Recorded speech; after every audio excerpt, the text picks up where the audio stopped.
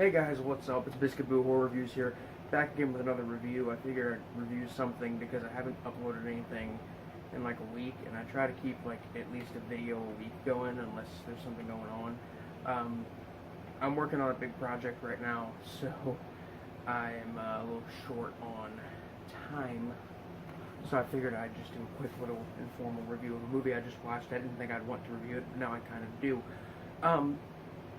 Today's movie is a supernatural slasher film from 1989, which doesn't really star but features Ken Foree, which most people will probably remember him as I can't remember the fucking character's name, but he was one of the stars of Dawn of the Dead. He was also Uncle Charlie in The Devil's Rejects. Most people remember him for those two specific roles, but he was in this film as well. I'm talking about Death Spa. Death Spa is a really fucking weird, cheesy as hell kind of slasher film, I guess. Essentially what this movie is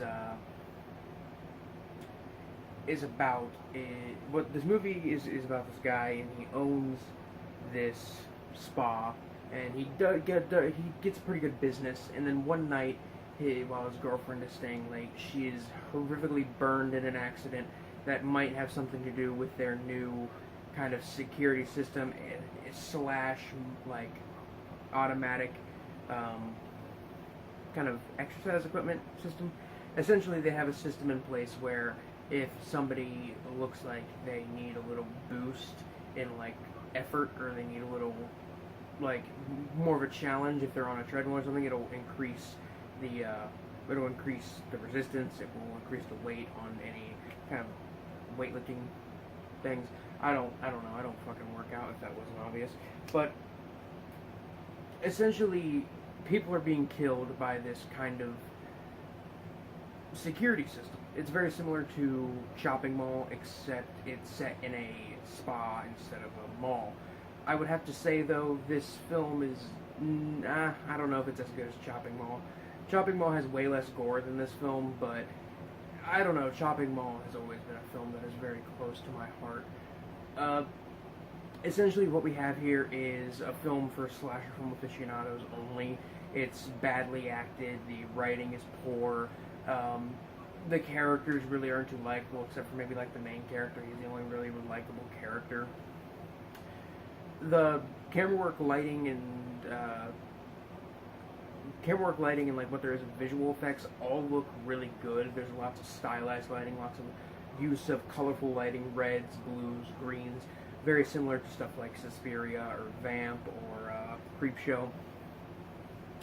And the highlight of the film has to be the practical effects in the film. The film's use of practical effects is really cool, and I mean there are multiple death scenes that I think are actually really cool and interesting in how they're done, how they're kind of displayed on screen. There are multiple scenes of people being melted and or being burnt, and I have no problem with that. I love like burning and melting effects. When it comes to practical effects, those kinds of effects really get down into the nitty-gritty, slimy gore, and I love that kind of stuff. The characters are all pretty goofy. There's something in the film that reminded me heavily of another great 80s slasher, another great late 80s slasher I should mention, Blood Diner. There are two cops that are investigating this spa, and their dynamic is very similar, and it reminded me of the dynamic between the two cops in Blood Diner. If you haven't seen Blood Diner, I'd recommend that one as well. But essentially what we have here is a kind of mixed bag of funny characters, a somewhat like surreal atmosphere, and there's definitely a decent amount of like atmosphere and story here. It's not just like super stupid. I mean, it is pretty stupid, but it's not as bad as you would expect it to be, considering it's a movie called Death Spa. The kills, I would argue, are not like the most creative ever, but they're definitely better than I expected. I expected almost all of them to involve weights or like workout equipment, like I don't know, like a dude's on a treadmill and then like somehow it spins really fast and then he like falls face first and it like just disintegrates his face like it's a fucking belt sander or something. I expected something like that to happen, and nothing like that specifically happens. So it did surprise me when it came to the kills. It surprised me with the characters, with at least the main character. The main character is likable, and Ken Foree's character is pretty likable. He's kind of a goofy character. Uh, Essentially, what we have here is a kind of laughably bad, sit down with your friends, crack open a couple beers kind of slasher film. This is also one of those so bad it's good kind of slasher films that I could honestly say it's one that you could definitely watch by yourself and still get a lot of entertainment and a lot of enjoyment out of, a lot of fun, a lot of entertainment value out of. I don't know what else to say. It's pretty fun. It's gory. It's stupid, but I think it's pretty creative at times, and it keeps you guessing on who the killer is. I was genuinely kind of surprised about it. I didn't expect it to take some of the turns it took, but overall, I really, really like this movie. On the gore meter from 1 to 10, one makes something like Nosferatu, 10 makes something like Peter Jackson's Brain Dead. It sits at probably a solid 5.5, maybe 6. It's not ultra violent, but it's got a decent amount of gore, more gore than I would say something like I'm just gonna go off the top of my head off of a great slasher film I can think of. More gore than like Maniac, I would say. Mainly because this film is just like trying to be really silly and over the top, while Maniac is very much a grounded in reality kind of film. So it's not really a fair comparison.